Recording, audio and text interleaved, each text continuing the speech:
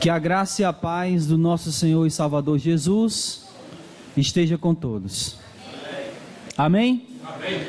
Abram suas Bíblias ao livro de Judas.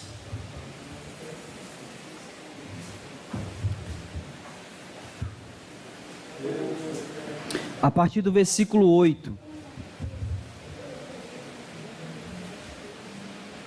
Livro de Judas, versículo 8. Como sabemos, estamos estudando o livro de Judas. Já meditamos, estudamos até o versículo 7. E hoje nós iremos estudar a partir do versículo 8.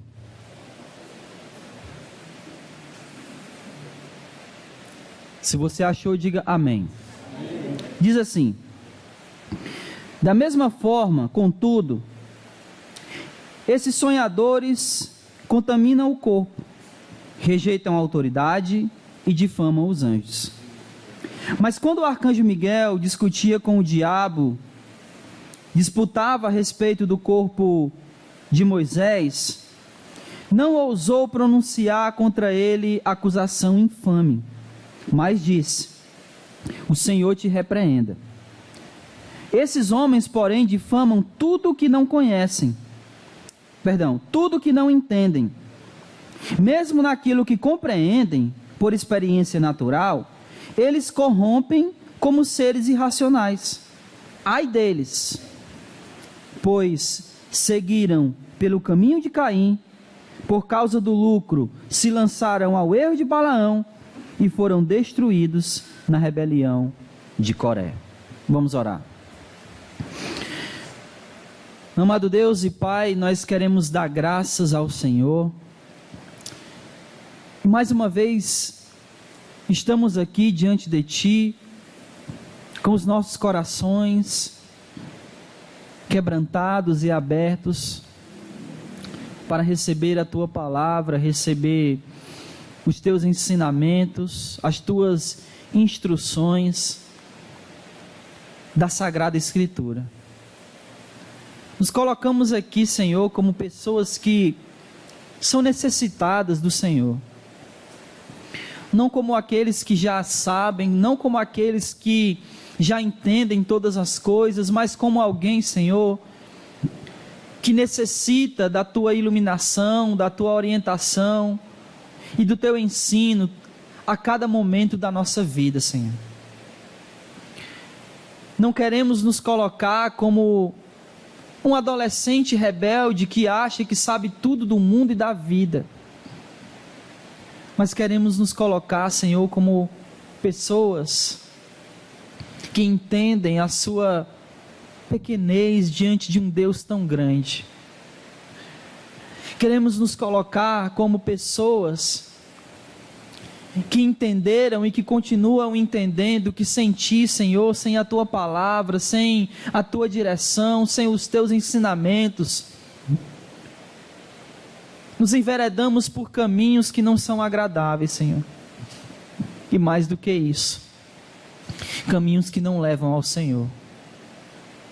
É por esse motivo e por muitos outros, mas em especial nessa noite por esse motivo, que nós pedimos que a Tua palavra ela seja penetrante em nosso entendimento, que ela entre em nosso coração como uma espada que vai no mais profundo do nosso ser, que atinge não apenas, Senhor, juntas e medulas, mas que discerne os propósitos do nosso coração.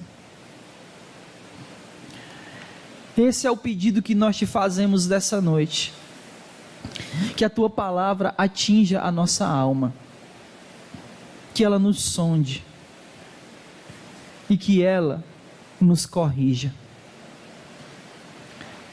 E tudo isso, Senhor, para a glória do Teu nome.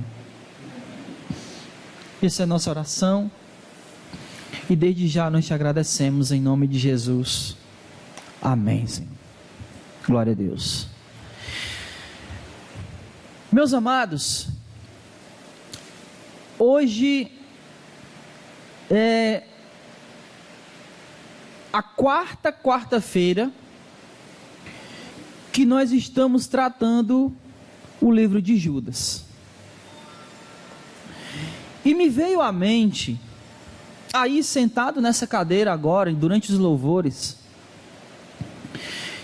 se nós, de fato, entendemos a importância de ouvir aquilo que Judas está a falar aqui. Se nós entendemos porque para Judas era tão urgente refutar o falso mestre, refutar o falso ensino e orientar aqueles irmãos a se manterem na verdade e no caminho correto. A importância de conseguirmos discernir o ensinamento errado daquele que é correto. A importância de estarmos imunes a heresias.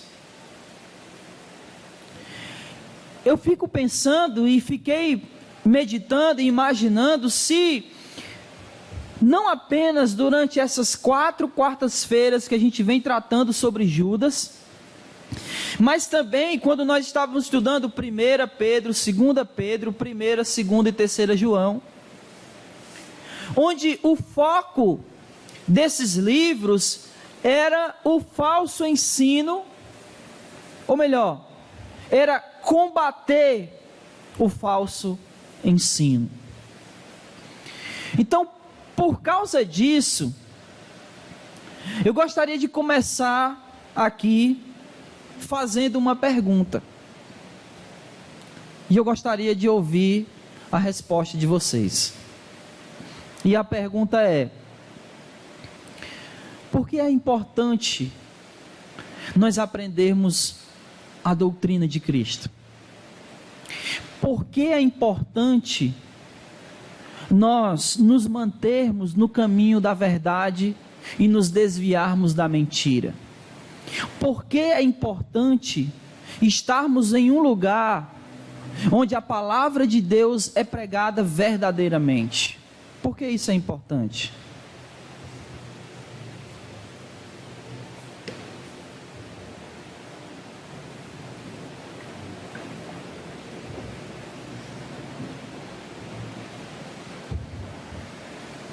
Ficaremos aqui até amanhã.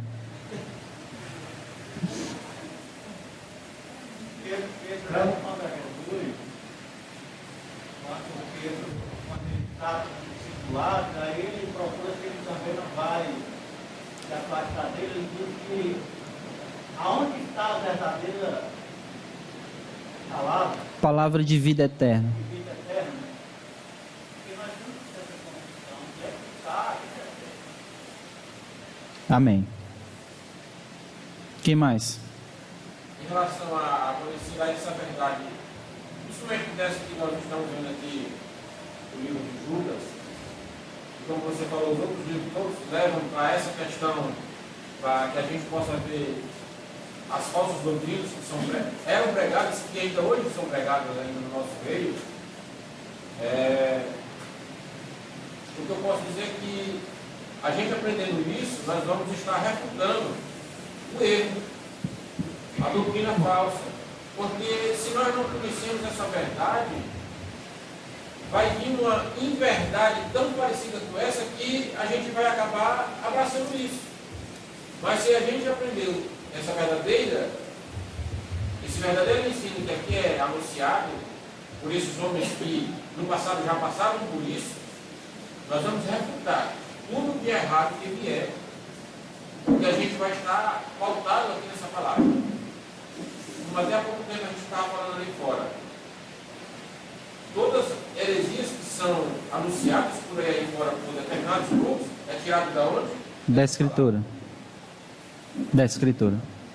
Por isso que, como eu falei, né, lá fora, O professor dizia que a Bíblia é a mãe das heresias, né? Quem mais?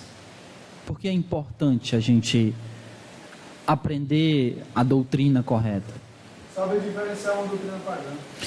Tu acredita que eu ia dizer... O que tu tem a dizer, Breno? Eu ia dizer isso. O espírito aqui, ó. Mas é verdade.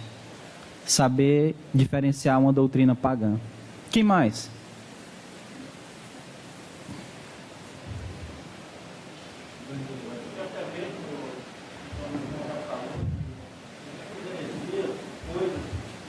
Ensinamento, porque tem coisas maravilhosas, aplica, mas só que a palavra que Deus está falando, está completa. Você não vai acrescentar. Se você está acrescentando alguma coisa porque vai chamar a atenção, ou vai prender o pessoa, o ser humano, o cristão que está ali, aquele sistema vai se prender, está acrescentando. A palavra de Deus está dando esse direcionamento, não pode acrescentar. Você falou de maravilhar. Eu lembro de conversar com um jovem e perguntar para ele, mas por que tu tá naquele grupo? E ele disse, não, porque o meu líder, o cara é demais, quando ele ora as pessoas são curadas. Bom, o que ele estava ensinando pouco importava, né? Quem mais?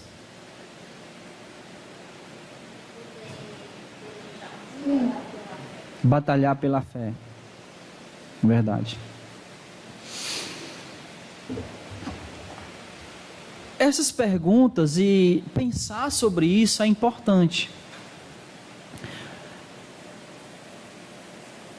Eu tenho conversado com algumas pessoas recentemente e é engraçado entre aspas, né? Na verdade não tem nada engraçado nisso. Mas é interessante como a cada dia que se passa, as pessoas têm procurado muito mais coisas que as maravilhem e ao mesmo tempo elas têm continuado e têm se tornado cada vez mais sedentas da palavra. E o mais impressionante de tudo isso é que por mais sedentas da palavra que essas pessoas se tornem em determinados ambientes, elas não conseguem sair de lá. Não conseguem. Elas conseguem enxergar, a palavra não está sendo pregada, mas elas não conseguem sair daquele ambiente. E elas continuam sedentas da palavra. Um irmão disse para mim esses dias que foi pregar num lugar e quando terminou, as irmãs chegaram para ele, algumas irmãs, disse, irmão, a sua palavra foi muito boa, obrigado, e começaram a chorar. E você fica olhando assim, meu Deus, como é que pode isso? E muitos grupos nem sequer conseguem identificar quando uma pregação, quando um sermão, quando uma mensagem, ela não é bíblica. Não conseguem.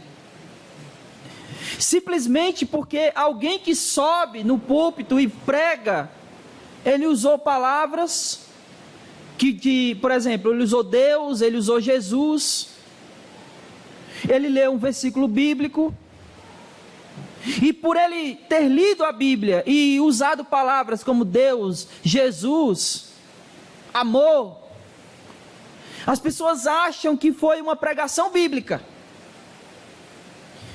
Eu lembro que o Ed René Kivitz, ele disse uma coisa assim: uma casa se faz com tijolos, mas um emaranhado de tijolos não é uma casa. Não é verdade? Você bota um tijolo em cima do outro, vira uma casa? Não. Um sermão se faz com textos bíblicos, mas um monte de texto bíblico não é um sermão. Então, a importância de nós identificarmos e aprendermos é para a gente poder chegar em qualquer ambiente que seja, ou até mesmo aqui, e saber quando a palavra verdadeiramente está sendo pregada. Eu tenho dito, e tenho dito muito a meus alunos, se alguém sobe no púlpito e lê a escritura e não explicar o texto, ele não pregou a palavra. Ou ele explica o texto que ele acabou de ler, ou a palavra não foi pregada.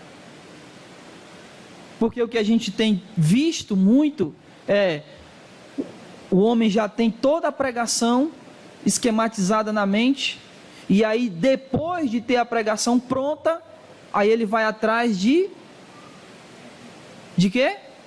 De um versículo, que melhor se encaixe naquilo que ele quer dizer. Isso não é pregação. Como a história de um homem uma vez que subiu, leu um salmo aleatório, porque é assim, eu vou citar um segredo para vocês. Quando um pregador ele não sabe o que pregar, ele lê um salmo. Pronto. E aí ele fala o que ele quiser. E esse homem leu um salmo e ele foi pregar sobre sucesso, sendo que o salmo que ele leu não tinha absolutamente nada a ver com o que ele ia falar. Então é importante a gente saber identificar a heresia, o erro, o falso ensino e, melhor ainda, o falso mestre. Amém? Eu queria só saber isso, se vocês entendem e percebem a importância de nós conhecermos e permanecermos na verdade. E digo mais, se nós nos desviarmos da verdade, nós estaremos nos desviando do caminho da salvação. Essa é a maior importância de todas. Se nós estivermos num ambiente vivenciando coisas não bíblicas, nosso caminho está indo em direção contrária de Deus. Você acredita nisso? Sim ou não? Glória a Deus. Antes de nós passarmos para o texto que a gente leu, e pelo tempo que eu já gastei aqui, eu acho que a gente não chega até o versículo 11 hoje. Quero só lembrar algumas coisas aqui. O que Judas está fazendo é falando que no meio daquela igreja, certos homens haviam se infiltrado. Veja aí o versículo 4. Porque certos homens se infiltraram entre vocês. E esses homens, diz o Judas, ainda no versículo 4, eles são ímpios, eles mudaram a graça de Deus em libertinagem, e eles negam o único e soberano Senhor. No mesmo versículo 4, ele diz que o destino de homens assim já está traçado. Que aqueles que são ímpios, que mudam a graça de Deus em libertinagem, ou seja, são imorais, aqueles que negam Jesus, ou seja, que não creem em Jesus, o final deles já está traçado. Eles já estão condenados. Como ele diz no versículo 4, desde há muito tempo eles já estavam destinados para o juízo. Ele não estava dizendo que aqueles homens, mas aquele tipo de homens. Que tipo? Ímpios, que mudam a graça em libertinagem e que negam Jesus. E para exemplificar que homens assim Deus já condenou desde o passado, aí ele usa 3 exemplos. Ele usa o exemplo do povo de Israel no deserto. Quando Moisés sobe para receber as tábuas da lei, que desce, eles estavam fazendo o quê? Adorando um bezerro, ou seja, eles eram incrédulos.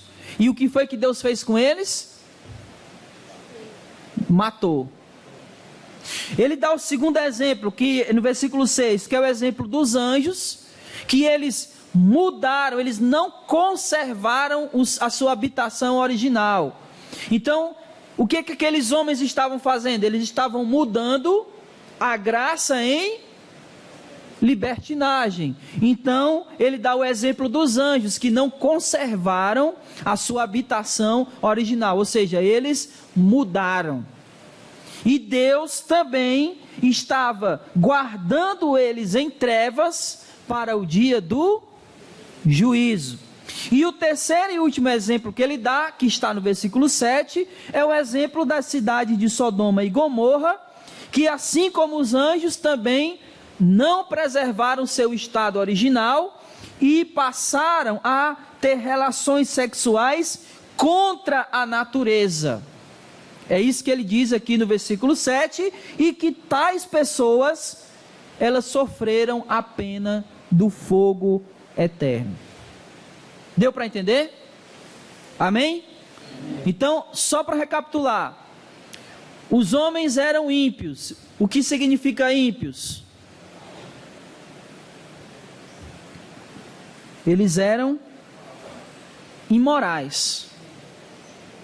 A cidade de Gomorra foi destruída porque ela era imoral. O que aqueles homens eram? Eles mudaram a graça de Deus em libertinagem. O que os anjos fizeram? Não preservaram o seu estado original. Eles mudaram. O que vai acontecer com eles? Destruição.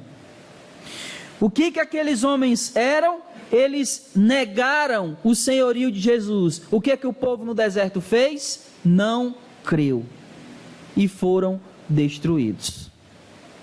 Então ele dá 3 exemplos que, a semelhança daqueles homens, como ele fala no versículo 4, foram destruídos. É por isso que ele diz no versículo 4, que esses homens, eles já têm o seu destino traçado. Porque homens como eles, Deus já havia destruído lá atrás. E Deus continuará fazendo a mesma coisa. Amém? Ele vai continuar, como eu havia dito lá no começo, acho que 2 quartas-feiras atrás, Judas ele gosta muito de 3. Ele começa no versículo 2 dizendo misericórdia, paz e amor. Aí ele diz no versículo 4, esses homens eram ímpios, mudaram a graça e libertinagem e negam Jesus. Aí ele começa a dar quantos exemplos? 3. Aí agora, no versículo 8, ele vai dizer o seguinte: esses homens, esses sonhadores, eles, presta atenção, contaminam o corpo, 1, rejeitam a autoridade, 2, e difamam os anjos, 3. E depois de dizer isso, ele vai dar 3 exemplos também, no versículo 11. Ele diz: seguiram pelo caminho de Caim, por causa de lucro lançaram-se no erro de Balaão e foram destruídos na rebelião de Coré. Então Judas gosta muito desse negócio de 3, eu não sei porquê, não sei se é por conta da trindade, sei lá, mas ele gosta muito disso. Então vamos lá, versículo 8, alguém pode ler por favor? Da mesma forma, contudo, esses sonhadores contaminam o corpo, rejeitam a autoridade e difamam os anjos. Amém. Olha só, do que ele está chamando eles? Esses sonhadores. A ideia aqui não é de alguém que está dormindo ou sonhando acordado. A ideia aqui é de alguém que recebe uma revelação, que tem uma visão e que está dizendo que está fazendo o que está fazendo. Por quê? Porque ele recebeu de Deus uma revelação. Eu faço isso porque Deus me disse que era para fazer isso. Eu recebi de Deus essa revelação. Então Judas está chamando eles de sonhadores, de pessoas que andam como quem anda no mundo da lua, como quem diz assim: olha, eu recebi uma revelação de Deus e por isso eu faço isso. Olha que coisa interessante. Quantas heresias hoje reivindicam fazer o que fazem, porque dizem que receberam de Deus uma revelação.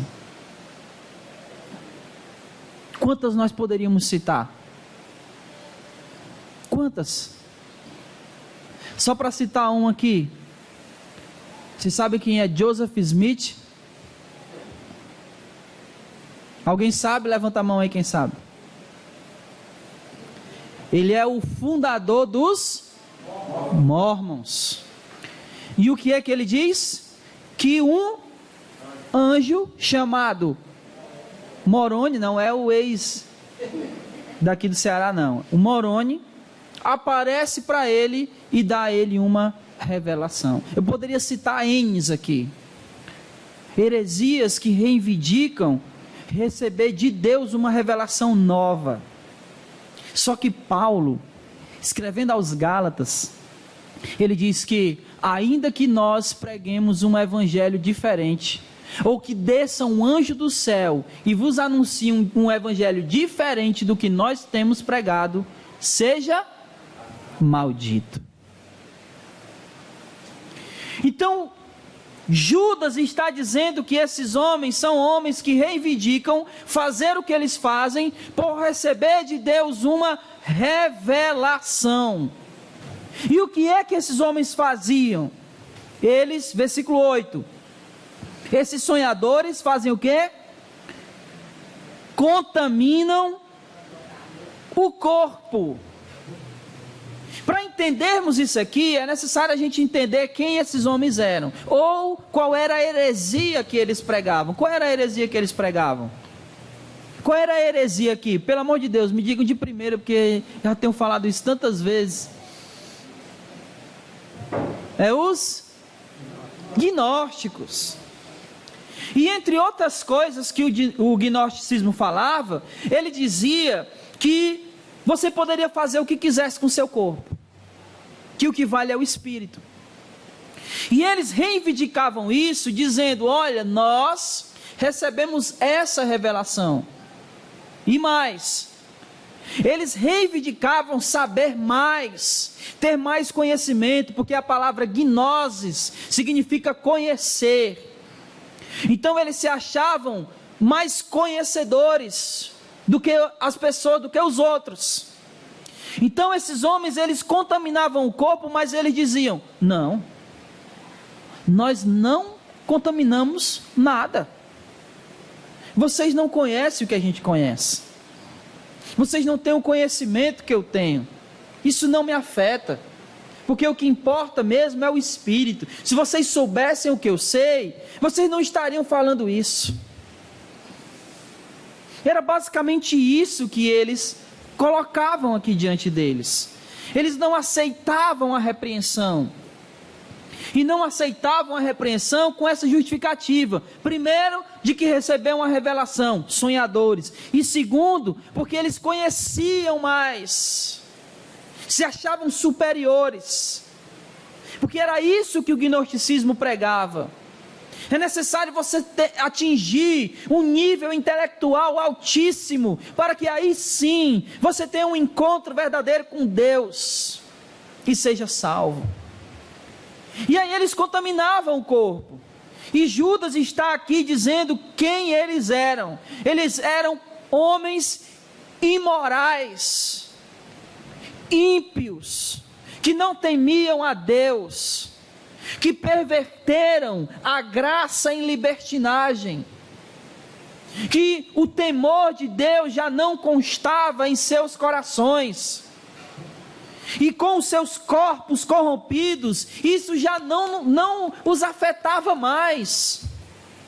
O pecado para eles já não doía, a consciência deles já estava tão cauterizada que o pecado era normal. Ele já não se sentia com práticas sexuais ilícitas, com adultério, com pornografia, com masturbação. Eles já não se sentiam com isso, porque afinal de contas, eles não estavam nem aí para o que eles faziam com o corpo, porque o que importava era o espírito. E aí Judas está dizendo para eles: olha, esses sonhadores, contaminam o corpo. Eles estão pecando com seus corpos. Eles estão praticando todo tipo de imoralidade sexual e não estão mais nem aí. Versículo 8. Eles contaminam o corpo e rejeitam a autoridade. Deixa eu lhe dizer uma coisa. Dificilmente, isso é do ser humano que eu vou dizer aqui. Dificilmente alguém se submete a alguém que ele considera inferior. Dificilmente. Se você não considerar aquela pessoa superior a você, você jamais se submeterá a ela. E é aí que nós entendemos porque que Paulo diz o que ele diz. Ele diz: submetam-se uns, mas considere o outro superior a você. Porque se você não fizer isso, você jamais irá se submeter. E aqueles homens, como eles eles se consideravam superior aos outros, eles não respeitavam e rejeitavam a autoridade.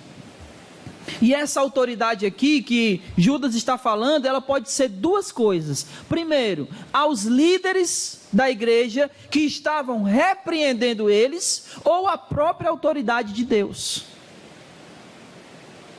que eles não se submetiam. E como é que eles não se submetiam à autoridade de Deus? Eles negavam quem? Jesus. E quando você nega a Cristo, você não se submete à autoridade de Deus. Então esses homens, eles contaminavam o corpo e rejeitavam a autoridade, porque eles se achavam superior aos demais. Versículo 8. Contaminam o corpo, rejeitam a autoridade e difamam. Na minha tradução aqui tem anjos, na de vocês tem o quê? Autoridades superiores. É engraçado, né? Seres celestiais.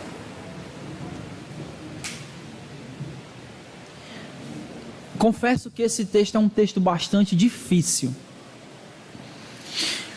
Porém, se nós levarmos em consideração que no versículo 7 ele falou de anjos, no versículo 6 ele falou de anjos, e no versículo 9 ele falou de anjos, então o contexto literário sugere que ele está falando de anjos mesmo. Porque poderia ser outro tipo de seres celestiais. Ele poderia até estar dizendo que eles difamavam até a autoridade de Deus.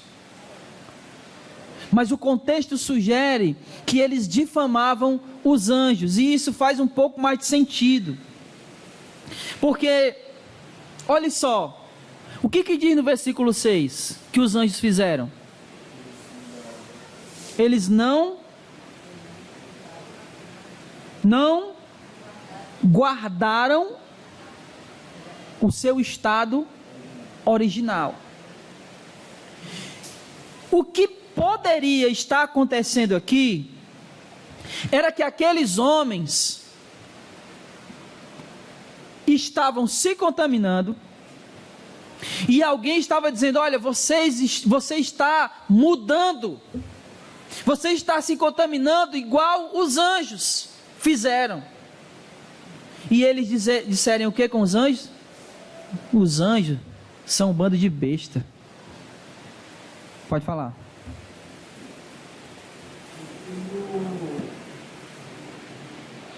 No 9, né? Ele fala do arcanjo, né? Vou já chegar lá. Mas é isso mesmo.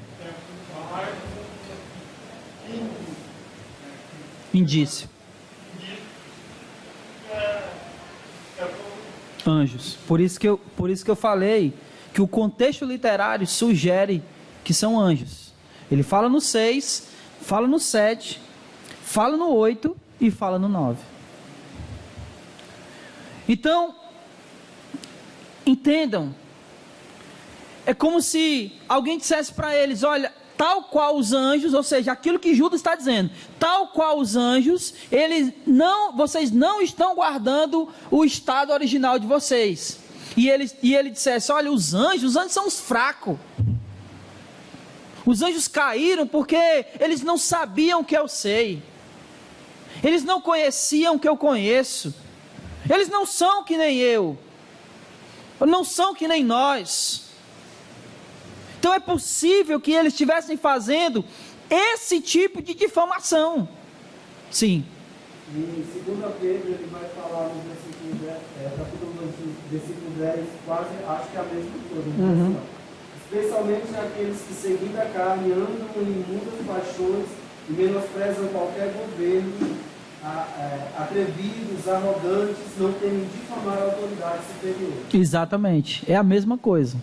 Na verdade, a 2 Pedro e Judas, elas são duas cartas totalmente semelhantes.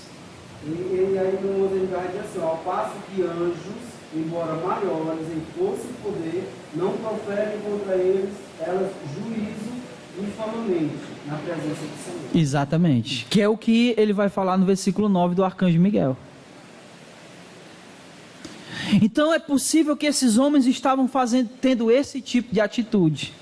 E aí, como exemplo, aí ele vai começar aqui a questão dos exemplos, né? Aí, como exemplo, ele cita o arcanjo Miguel. Ele diz o seguinte, versículo 9: mas quando o arcanjo Miguel, discutindo com o diabo, disputava a respeito do corpo de Moisés, não ousou pronunciar contra ele acusação infame, mas disse: o Senhor te repreenda. Primeiro eu vou explicar aqui porque que ele cita isso aqui. O que ele está dizendo? Ele está dizendo: olha, o próprio arcanjo Miguel, ele teve cuidado com as palavras que ele ia usar. O próprio ser, um arcanjo, um ser celestial, quando ele foi proferir palavras contra Satanás, ele teve cuidado de dizer: Deus te repreenda. Se o próprio arcanjo Miguel teve esse cuidado, quem é que nós pensamos ser ao difamar seres celestiais? Esse é o argumento de Judas aqui. Pode falar. Partindo desse contexto, nós podemos trazer para nós não difamar alguma coisa que nós não conhecemos com relação a outras congregações. Por exemplo, falar em línguas que não conhecemos há muitas vezes é um tipo de crítica do povo de Deus, né? Com relação a outros que não professam a mesma coisa.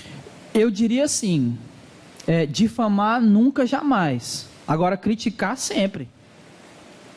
Porque a Escritura está aí para isso. Não, mas a colocação era no contexto de difamar. Difamar não. Claro que com relação ao conhecimento de doutrinas, não é isso? Eu estou falando da difamação. Difamar nunca, jamais. Nós não temos esse direito de difamar. O que nós podemos e devemos fazer a Escritura diz isso. E é isso que a gente acredita e ensina. Agora, fazer chacota, difamação, isso não deve ser feito, porque isso não é uma marca do povo de Deus. O povo de Deus não deveria se comportar dessa maneira. Por isso, a difamação jamais. Mas a crítica e a pergunta e a contestação, sempre. Principalmente se a Escritura estiver falando o contrário. É muito interessante a forma como o Miguel age. Ele não ousou, a palavra diz, né? Ele não ousou difamar. Então, ele diz: Deus. Exatamente. E tem uma coisa interessante, ele não usa de difamação, mas nós temos uma como é que eu digo, meu Deus?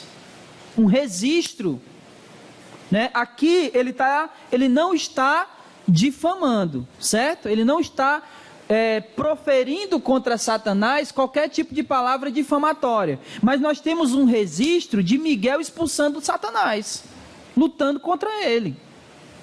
Então, para eu lutar contra algo, eu não preciso difamar esse algo. Eu só preciso mostrar a verdade. Entende?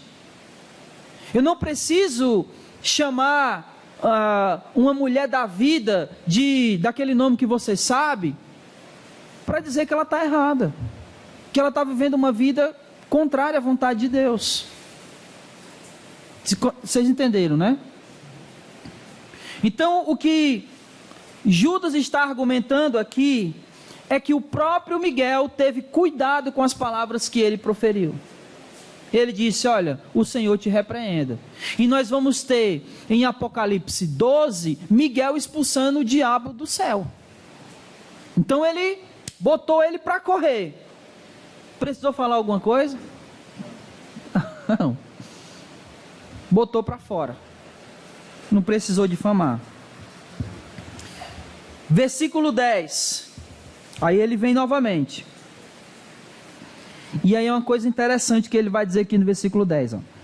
Esses homens, porém, difamam tudo que não entendem. Difamam tudo que não entendem. E olha, isso aqui é irônico. Totalmente irônico. O que o gnosticismo reivindicava? O gnosticismo, o que significa a palavra gnosis? Conhecimento. O que o gnosticismo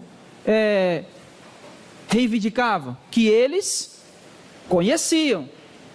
O que Judas está dizendo? Difamam tudo que não entendem. Isso é muito irônico. Ele está dizendo que os gnósticos, que se diziam pessoas altamente entendidas, não entendiam nada. Não entendiam nada. E por não entender, difamava. Aí ele continua. Mesmo naquilo que compreendem por experiência natural, do que ele está falando aqui? Ele está falando aqui de coisas, de conjunturas carnais, ou seja, relações sexuais. Mesmo aquilo que eles entendem por experiência natural, o que eles fazem? Eles corrompem. Olha aqui, ó, ele está dizendo assim, ó, presta atenção, porque ele diz o seguinte, ele termina dizendo assim, ó, eles se corrompem como seres irracionais. Então, olha só, vamos entender o argumento. Eles se dizem inteligentes e conhecedores, mas eles não entendem, e quando eles não entendem, eles difamam. E até quando eles entendem sobre algo, eles agem igual animais. Seres irracionais. Eles agem que nem animais. O que Judas está falando quando diz que eles agem que nem seres irracionais ou animais? Eles agem por impulso. Nenhum animal consegue se segurar dos seus impulsos. Quando o animal está com sede, o que ele faz? Ele bebe. Quando ele está com vontade de urinar, mas ele está aqui, ó, ele está no meio da rua. Ele tem essa consciência? Ele tem esse raciocínio? É um impulso. No meio da pista. Então, olha só o que ele está dizendo. Vocês se acham tão entendedores e nem conseguem, ao menos, naquilo que vocês entendem, vocês conseguem se controlar. Vocês agem como animais, por impulsos. Não se controlam, corrompem o corpo. É isso que ele está dizendo.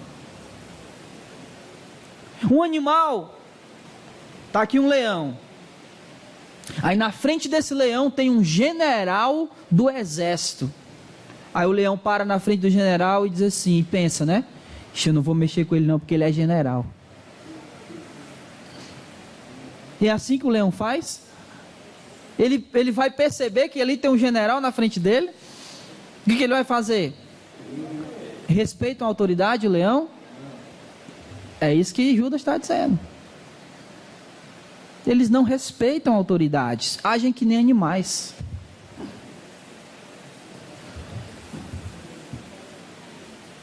Amém? São que horas, hein? 8h40. Eu tenho tanta coisa para falar do versículo 11 que eu vou parar por aqui. Para não. Próxima quarta, nesse mesmo canal. Porque ele fala de 3 histórias que é importante a gente ver com cuidado cada uma delas. E eu não quero ser leviano em passar por cima disso aqui. Amém? Amém. Então, só recapitulando. Esses homens eram sonhadores, reivindicavam ter recebido uma revelação, contaminavam o corpo, rejeitavam a autoridade, difamavam os anjos. Coisa que nem mesmo o arcanjo Miguel ousou fazer com Satanás. Esses homens difamam o que não entendem, apesar de dizer que são conhecedores, e até naquilo que eles entendem, por experiência natural, eles corrompem e vivem como animais. Eu teria algumas aplicações a partir do versículo 11, mas como a gente não vai ver, as aplicações eu faço semana que vem. Amém? Então pensem nisso que a gente falou, pensem na importância de nós aprendermos e nos mantermos, como ele diz no versículo 6 com relação aos anjos, nos mantermos no nosso estado original, nos mantermos naquilo que, como Paulo vai dizer, naquilo que eu recebi, eu também vos entreguei. Amém? Fique aí de pé no seu lugar e vamos orar.